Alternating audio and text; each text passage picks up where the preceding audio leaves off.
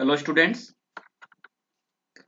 तो आज हम फर्स्ट लॉ ऑफ थर्मोडायनेमिक्स के बारे में स्टडी करेंगे।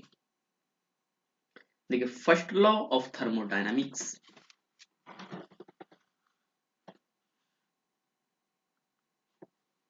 जो है वो क्या कहता है। ये एक सबसे बेसिक लॉ है जो आपने 10th वगैरह में भी पढ़ा होगा, और इसको हम कंजर्वेशन ऑफ एनर्जी प्रिंसिपल भी कह देते हैं। इसी को हम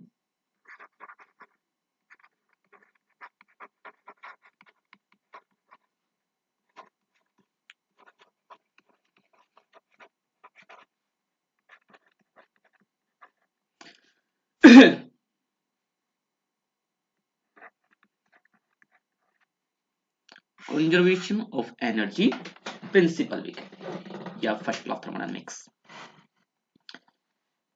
देखिए, ये क्या कहता है कि एनर्जी जो है हमारी, उसको ना तो हम क्रिएट कर सकते हैं, और जो एग्जिस्टेड एनर्जी है उसको हम डिस्ट्रॉय भी नहीं कर सकते।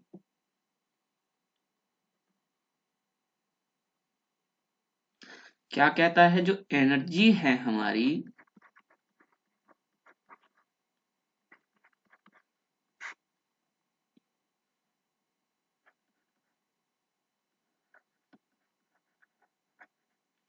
neither created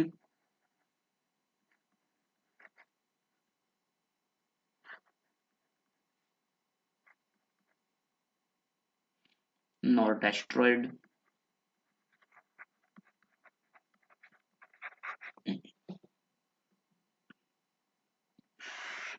इसको हम ना क्रिएट कर सकते हैं, ना ही डिस्ट्रॉय कर सकते। फिर क्या कर सकते हैं इसको हम सिर्फ ट्रांसफॉर्म कर सकते हैं।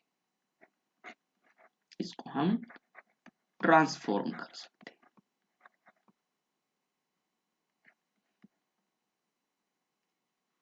One form to another form.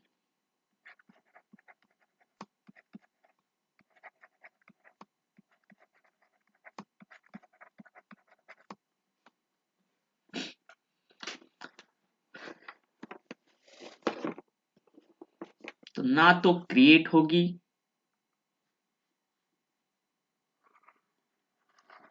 Creation नहीं हो सकता इसका, प्रोडक्शन नहीं हो सकता इसका, इसको डिस्ट्रॉय नहीं की जा सकती, सिर्फ और सिर्फ ट्रांसफॉर्म हो सकती है, one form to another form. अब ये जो ट्रांसफॉर्म है, ये जो ट्रांसफॉर्म कि भाई one form to another form में हम इसको ट्रांसफॉर्म करते हैं, तो जो ट्रांसफॉर्म करने वाली डिवाइस होगी, यानी जो ट्रांसफॉर्मर है, हम कहें कि भाई ट्रांसफॉर्मर क्या है फिर। तो ट्रांसफॉर्मर जो है थर्मोडायनामिक्स के अंदर सबसे पहले लेवल की यदि हम बात करें तो इंजन।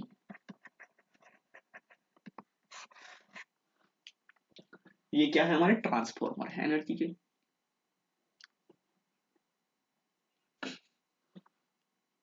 इंजन, और इंजन भी कौन से, हीट इंजन।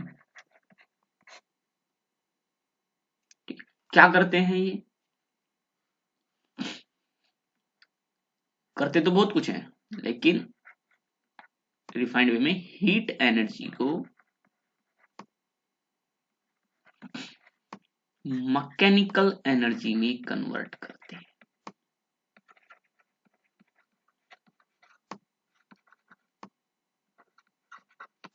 इसको मैकेनिकल वर्क कहते हैं। तो इसके बीच में ट्रांसफॉर्मर क्या है, ये जो ट्रांसफॉर्मर है जो कन्वर्ट कर रहा है, ये क्या है, ये इंजन है।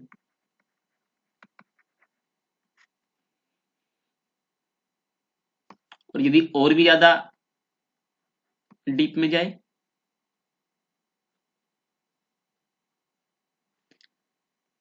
तो केमिकल एनर्जी,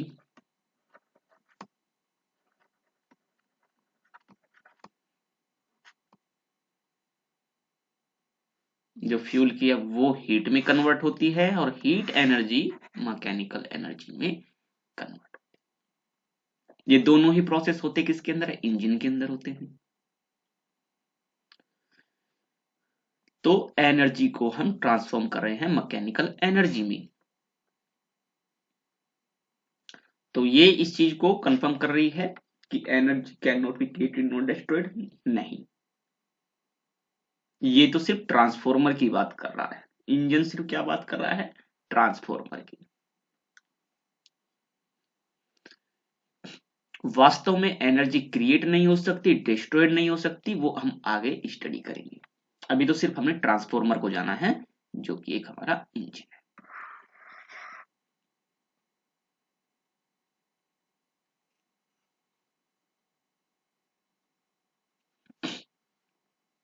सबसे पहले हम एक टर्म पढ़ेंगे, एनर्जी बैलेंस।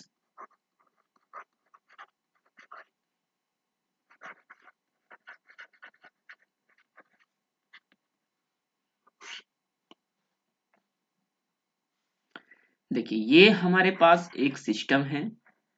आपको सिस्टम पता ही है, अब सिस्टम क्या होता है।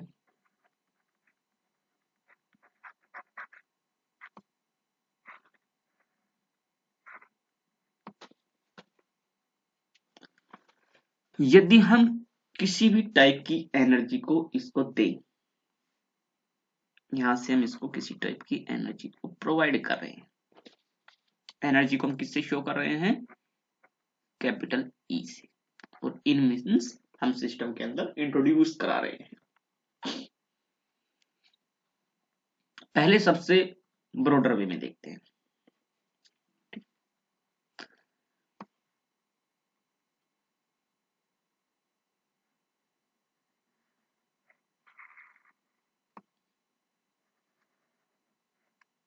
ये आपको किसी बुक में नहीं मिलेगा, इसलिए इसको बड़े ही अच्छे से आपको अंडरस्टैंड करना पड़ेगा।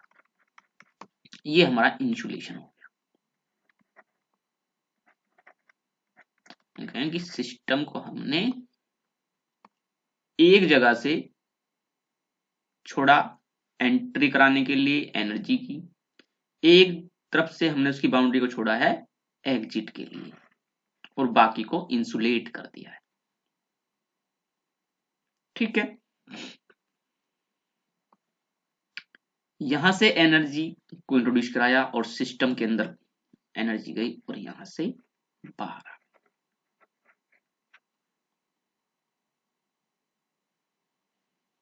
ठीक है, समझना एक चीज को, ये बहुत ही इंपॉर्टेंट कॉन्सेप्ट है।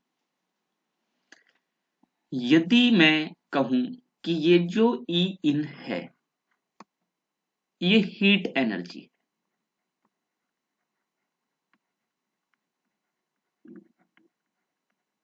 ये हीट एनर्जी। सिस्टम आपको पता है कोई भी गैस हो, लिक्विड हो, कुछ भी हो सकता है। ई आउट ये भी हमारी हीट है।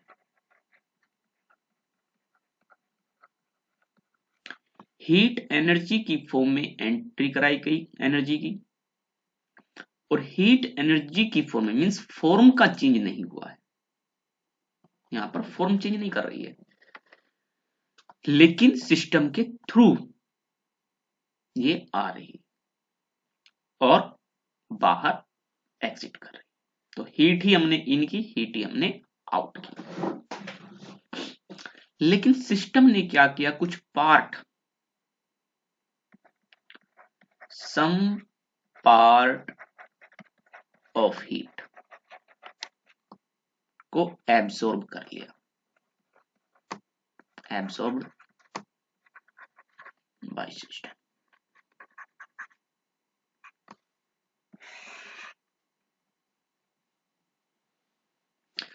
तो यदि एब्सॉर्ब किया है तो क्या ई आउट और ई इन इक्वल होगी?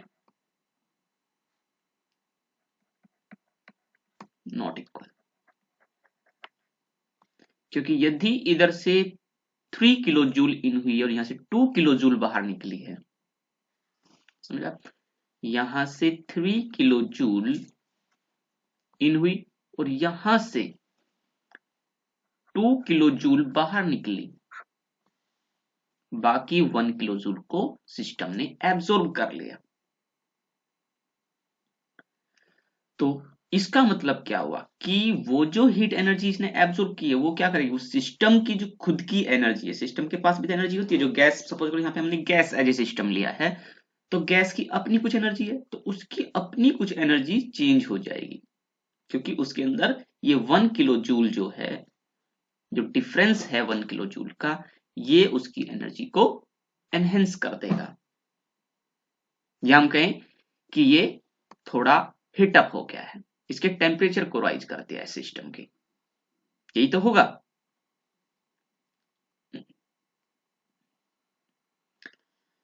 तो इसका मतलब क्या हुआ कि डेल्टा ई सिस्टम, ये क्या शो कर रहा है डेल्टा ई सिस्टम, कि सिस्टम की एनर्जी चेंज हुई है। डेल्टा ई सिस्टम हो जाएगा क्योंकि सिस्टम की एनर्जी चेंज हुई, और ये डेल्टा ई कितना है, यदि क्वांटिफाई करें हम इसको, तो 1 किलो जूल, क्योंकि इतनी इतनी ही वैल्यू को इसने कंज्यूम किया था। तो ये कैसे निकली, ये निकली ई इन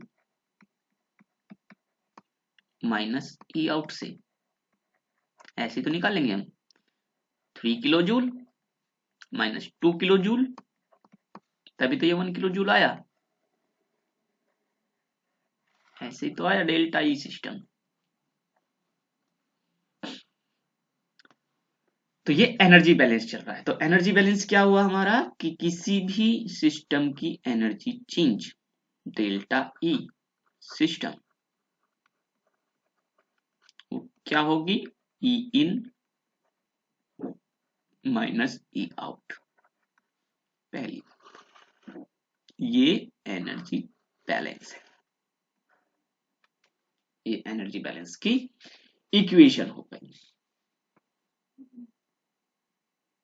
या हम इसको दूसरी फॉर्म में भी लिख सकते हैं,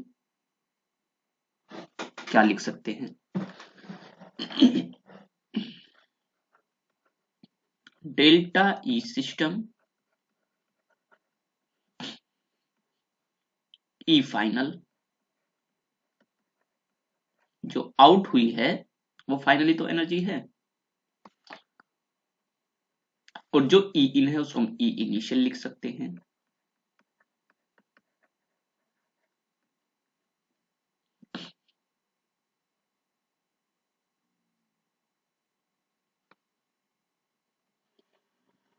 ये भी हमारा यही होगा एनर्जी बैलेंस। दूसरी चीज, इसको मैं ऐसे भी लिख सकते हैं,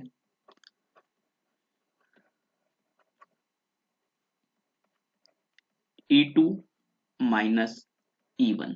अब हम इनको इसलिए दिखा रहे हैं कि आगे हम बार बार ई इन या ई आउट या ई फाइनल ई माइनस इनिशियल लिखेंगे, E2 E1 लिखेंगे, क्योंकि हम स्टेट से बात करेंगे, तो शॉर्ट फॉर्म में हम इसको, तो ये E2 किसको शो कर रहा है, ई आउट को या ई फाइनल को।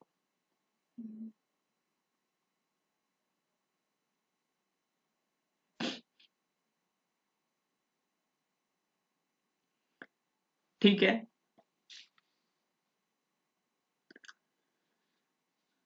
मींस डिफरेंस, मेन चीज क्या है, एनर्जी जो इन हुई आउट हुई उसके डिफरेंस जो आएगा वो हमारा डेल्टा ई सिस्टम, वो हमारा delta E system.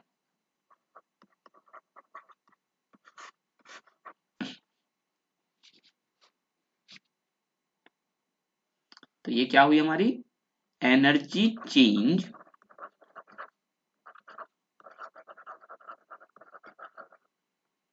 Of A system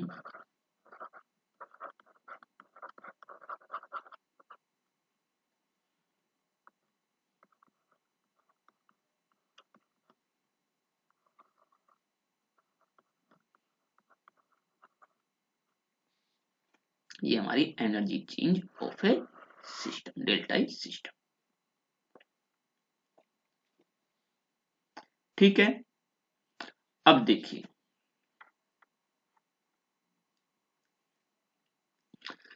यदि हमने अभी देखा कि जो सिस्टम है उसके पास अपनी भी तो कुछ एनर्जी है, उसके पास अपनी भी कुछ एनर्जी है।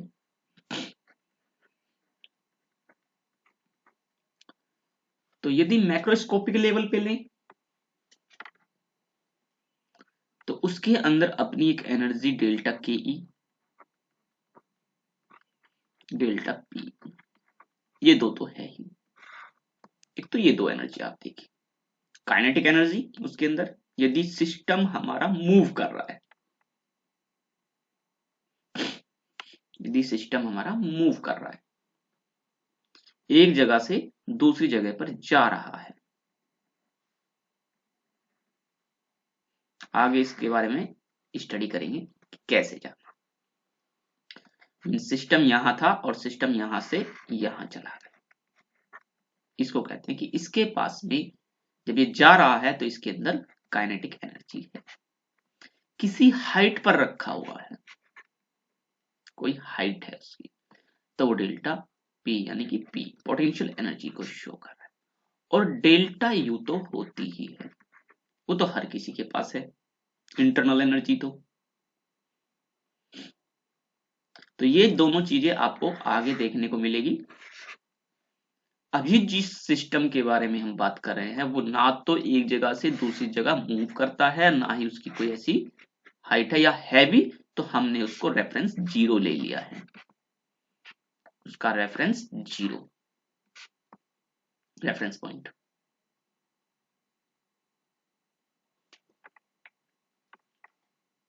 वहां से हमने इसकी स्टडी को स्टार्ट किया है। तो सिर्फ और सिर्फ यदि हम कहें कि फॉर स्टेशनरी सिस्टम, तो ऐसा सिस्टम क्या होगा, स्टेशनरी हो गया।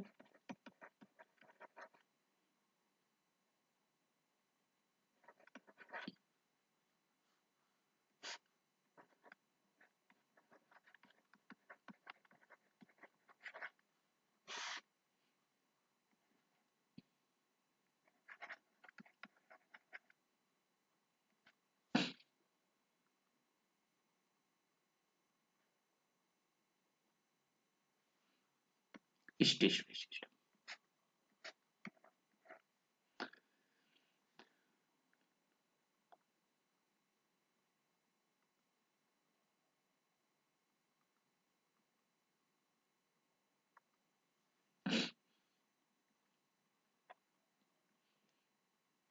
तो स्टेशनरी सिस्टम के अंदर जो डेल्टा के ई है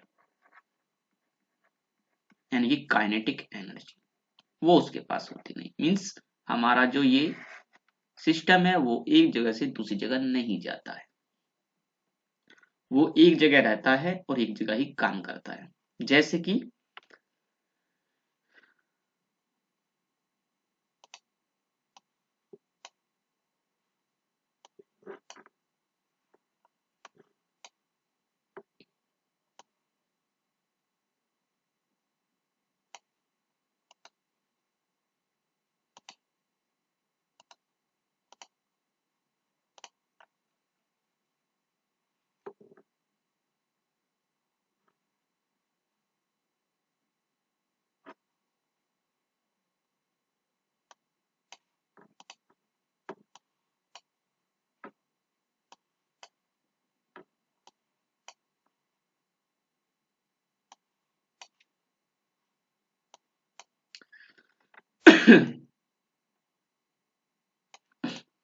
जैसे कि ये हमारा एक सिस्टम था, ये हमने इनके बारे में, प्रोसेस के बारे में पढ़ा, ये यहां से मूव नहीं कर रहा है, ये सिस्टम यहां से यहां नहीं आएगा,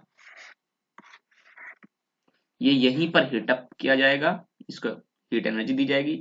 ये पिस्टन हमारा सिर्फ मूव करेगा, सिस्टम मूव नहीं करेगा। सिस्टम तो सिर्फ और सिर्फ एक्सपेंशन तो कर रहा है, करेगा, लेकिन मूव नहीं करेगा, उसका ये एंड यहीं पर रहना है। तो एक्सपेंशन करेगा लेकिन मूव नहीं करेगा। मींस एक्सपेंशन तो होगा लेकिन मूव नहीं करता। और यहां से हम उस प्रोसेस के टाइम में वर्क ले लेते हैं। लेकिन यदि ये इस पिस्टन को चलाने के लिए यहां से मूव करता है और यहां पहुंच जाता है, पीछे कुछ नहीं रहता, तो इसको कहते हैं सिस्टम ने मूव किया है, लेकिन यहाँ पे सिस्टम एक्सपेंशन का है। तो ऐसे उसमें हम क्या कहते हैं कि ये स्टेशनरी है, ये जो सिस्टम है ये स्टेशनरी सिस्टम है, ऐसे सिस्टम को स्टेशनरी कहेंगे, सिर्फ और सिर्फ एक्सपेंशन से वर्क को डन कर रहा है। तो काइनेटिक एनर्जी इसकी हम कहें सिस्टम की, क्योंकि मूव नहीं कर रहा, जीरो। पोटेंशियल एनर्जी हो सकती है, ठीक है, लेकिन इसको हमने, चाहे हम इसको कहीं पर भी रख के काम करवाएं, जहां भी रखा हमने उसका इसका रेफरेंस पॉइंट जीरो रखा है।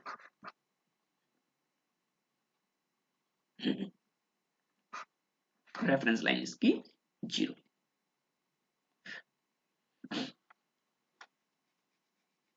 मींस जो पोटेंशियल हेड है एक तरीके से, चलो खैर छोड़िए, मेन ये कि इसको कहीं भी रखे हम, उस हाइट को हमने कंसीडर नहीं करना है, उस हाइट को कंसीडर नहीं करना, बल्कि इसको जीरो से कंसीडर करना है। तो इसलिए हम डेल्टा पी को भी इसमें जीरो ले लेते हैं। तो इस तरीके से ये दोनों चीजें जीरो हो जाती है, और इस सिस्टम के अंदर सिर्फ और सिर्फ इसकी अपनी डेल्टा यू होती है, इसकी खुद की इंटरनल एनर्जी, बस। तो स्टेशनरी सिस्टम की यदि हम बात करें, तो जो डेल्टा ई है मींस उसकी एनर्जी में चेंज होगा, वो उसकी इंटरनल एनर्जी में होने वाले चेंज के बराबर होगा।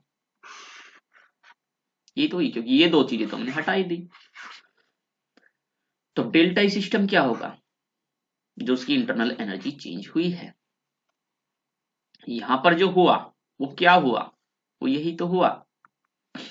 यहां पर क्या हुआ, हीट एनर्जी को लिया, हीट ही एनर्जी को आउट किया, 1 किलो जूल इसके अंदर रह गई, उसने इसके टेम्परेचर को राइज कर दिया या नहीं किया, लेकिन उसने कुछ ना कुछ जो चेंज किया है वो उसकी इंटरनल एनर्जी के अंदर चेंज हुआ है।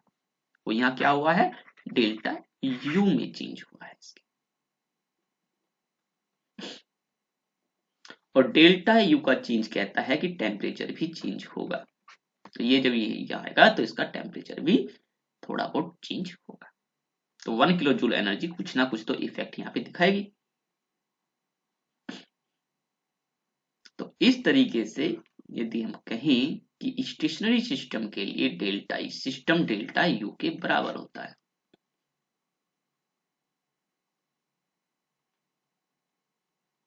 ठीक है, अब एक चीज ध्यान रखनी है आपको,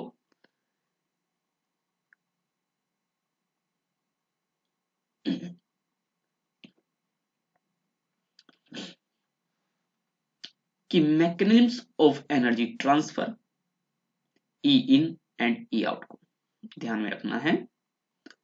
mechanisms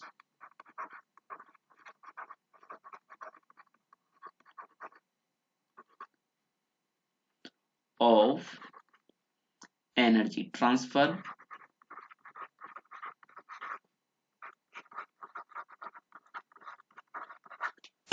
E in and E out.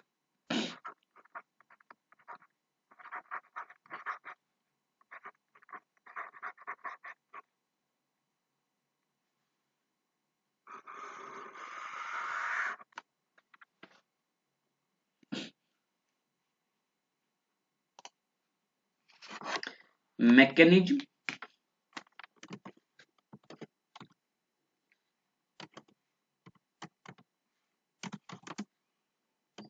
of energy transfer।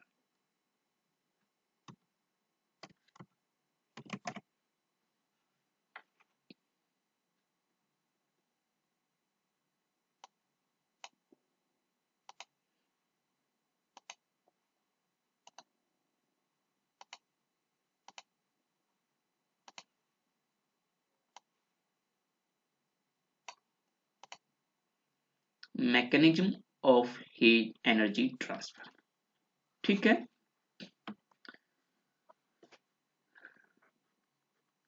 E in and E out.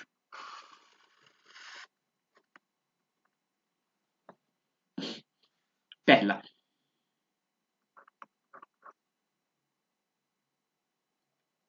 By heat transfer,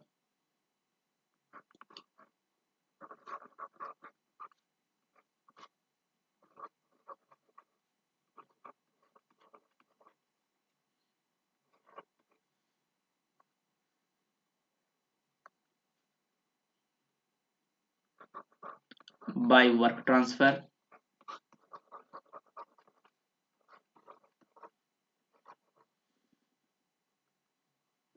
by mass flow.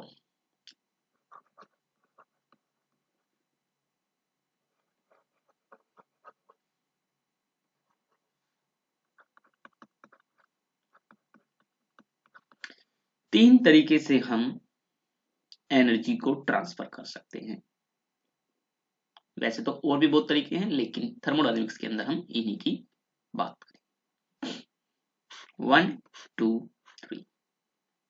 Heat transfer के थ्रू एनर्जी को ट्रांसफर किया जाएगा, वर्क ट्रांसफर के, और मास फ्लो या मास को ट्रांसफर करके। तो अब यदि हम देखें कि यदि हीट ट्रांसफर के इतने तरीके हमारे पास है, कितने? तीन तरीके, 3 ways of energy transfer।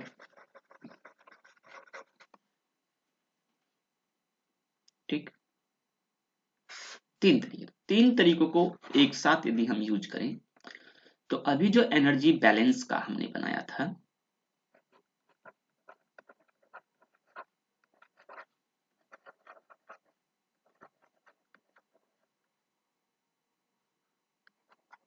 उसको हम मोर एक्सप्लाइसिटली कैसे डिफाइन कर सकते हैं?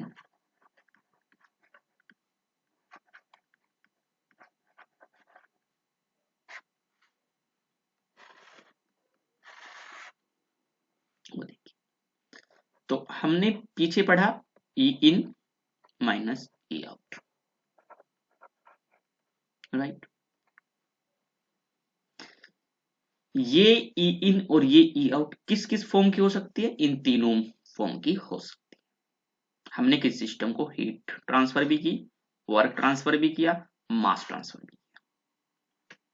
ठीक है, हीट ट्रांसफर आपकी समझ में आ गया कि हम उसको हीट देंगे और उसकी एनर्जी में जो चेंज होगा वो होगा। वर्क ट्रांसफर का आपके समझ में आ सकता है। वर्क ट्रांसफर क्या होगा कि पिस्टन को हमने थोड़ा सा नीचे, चलो इसको नीचे ही ले आते हैं,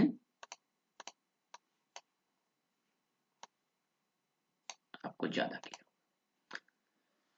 हीट, इधर से हमने इसको हीटअप किया था, इसको भी ले आइए।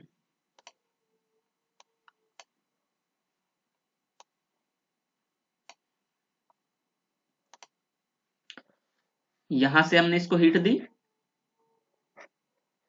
ठीक है, हमारा बर्नर चल रहा है। ये तो हो गया इसका, हीट को हमने इन कराया, क्यों इन।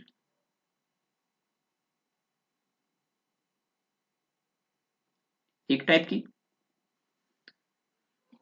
प्लस यहां से पिस्टन को हमने नीचे की ओर मूव कराया। प्रोसेस में हमने देखा था कि ये ऊपर की ओर मूव करता है और वर्क करता है, लेकिन हमने ऊपर करने ही नहीं दिया, हमने इसको नीचे की तरफ मूव किया, खुद से मूव किया। तो W12 किसके ऊपर किया गया वर्क? इस सिस्टम को कंप्रेस किया। सिस्टम क्या होगा ऐसा करने से? कंप्रेस होगा। मींस अब इसको हम क्या लिखेंगे? W इन, हीट भी इन कराई, वर्क भी इन कराया, वर्क भी इन कराया, प्लस अब मास की बात आती है, इसको आप समझिए।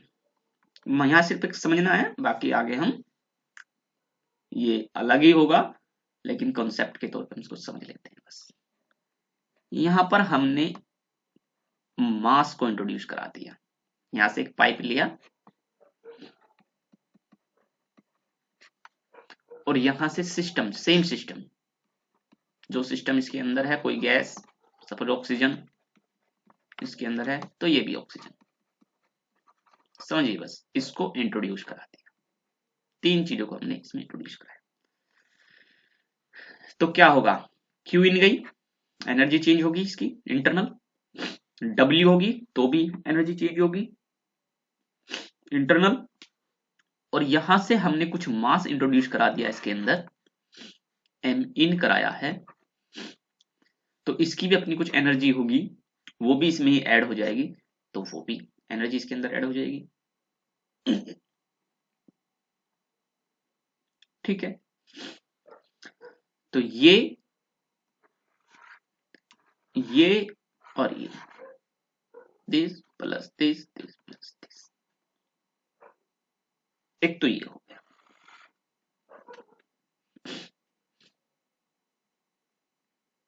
इसी तरीके से हीट यहां पे दी, इन्वॉल्व के थ्रू डिसिपेट हो गई।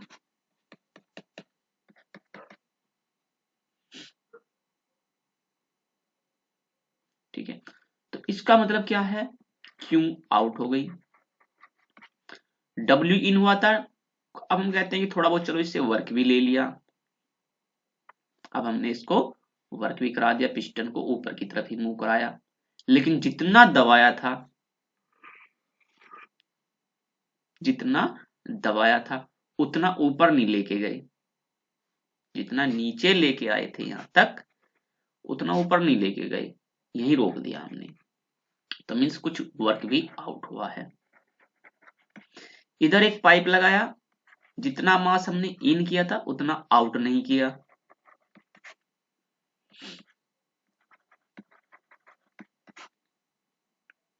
तो ये बाहर निकलने वाली चीजें हैं।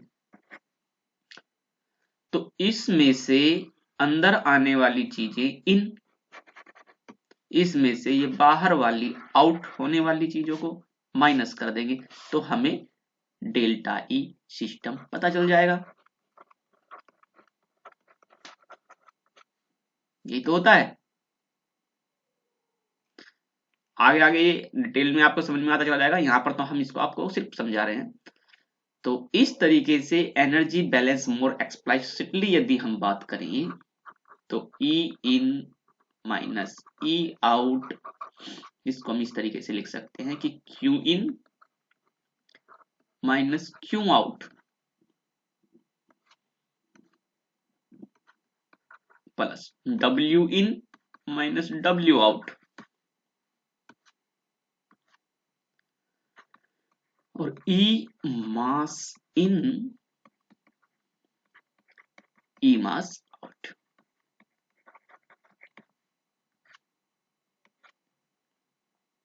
ये हमारा डेल्टा ई सिस्टम।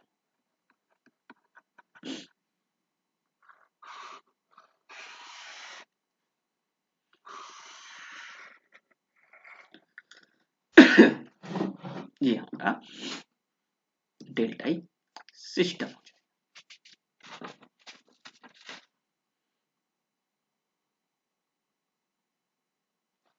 तो आज के लिए सिर्फ इतना ही, आगे फिर हम इसको बाकी को स्टडी करेंगे। Okay, thank you.